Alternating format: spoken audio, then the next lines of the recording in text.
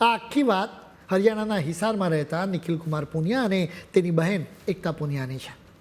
આ બંને ભાઈ બહેન ઉત્તર પ્રદેશના મેરઠની સુભારતી મેડિકલ કોલેજમાં મેડિકલના પોસ્ટ ગ્રેજ્યુએટ કોર્સમાં એડમિશન લેવા માંગતા હતા.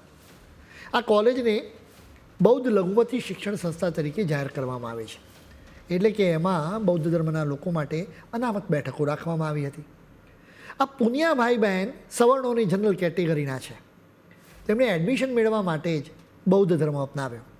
તેમણે બૌદ્ધ લઘુમતી કોટા હેઠળ એડમિશન મેળવવા માટે દાવેદારી રજૂ કરી.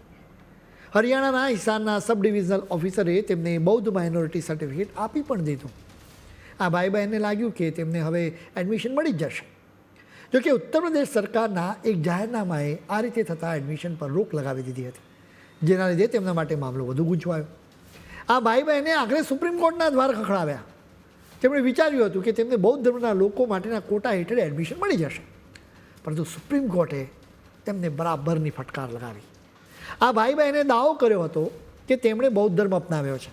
તેમણે એના પુરાવા તરીકે સર્ટિફિકેટ્સ પણ રજૂ કર્યા, જે સબ ડિવિઝનલ ઓફિસર દ્વારા જારી કરવામાં આવ્યા હતા.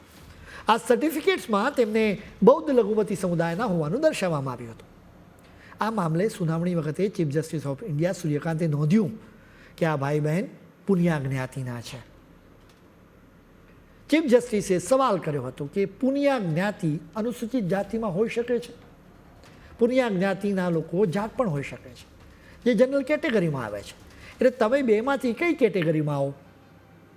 જેના જવાબમાં તેમના વકીલે જણાવ્યું હતું કે તેઓ જાટ છે.